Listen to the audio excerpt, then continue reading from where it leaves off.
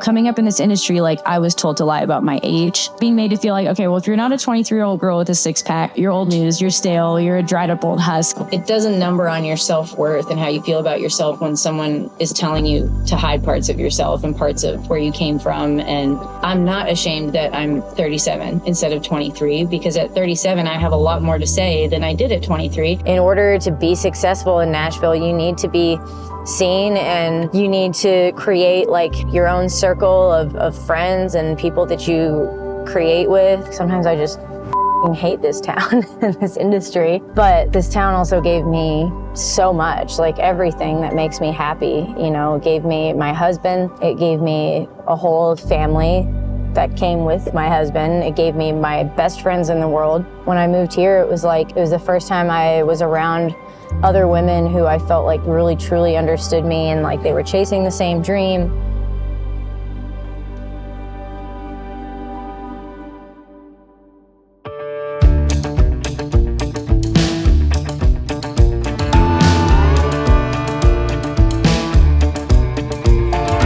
Take this pink ribbon off my eyes. Oh, I'm exposed and it's no big. Essentially, it was love at first sight. I pretty much knew everyone that loses that I would see. And she walked in wearing camo. I just had to turn. I mean, broken neck, for sure. His win is my win and vice versa. Like, we're building for our family. So we don't care who's bringing home the bacon. We just care that the bacon's being brought home and that we're both happy and fulfilled. Like, I want to tell him everything. He's my person. He's my best friend. But yes, like, sometimes my frustrations are specific to being a woman in this industry. The hurdles that we have to jump are different, and the way we carry ourselves is different. And I can say that with confidence because I live with my husband, who is also an artist and who also, you know, runs a business. I'm there with the phone calls that he has with his people. I've heard him have some very heated conversations.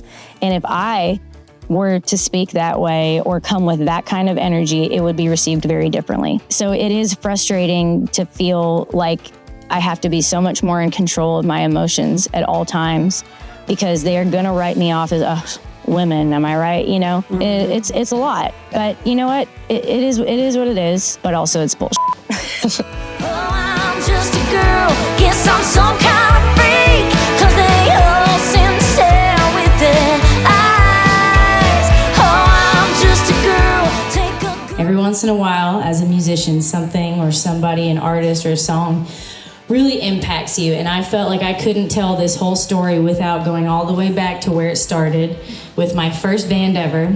I had my first band, we were 13 years old. We were all girl band and we were called the Sirens. And I still stand by the fact that that is an absolutely sick band name and it should maybe be revived.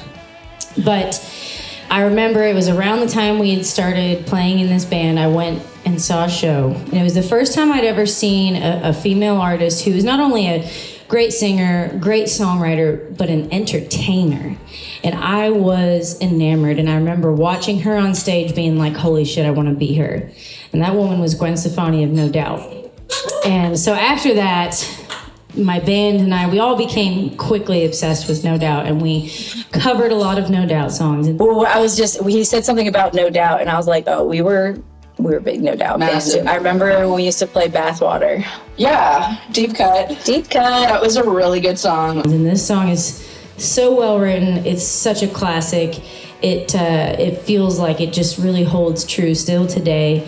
And I wanted to make my own version. I wanted to countrify this, do it MFP style.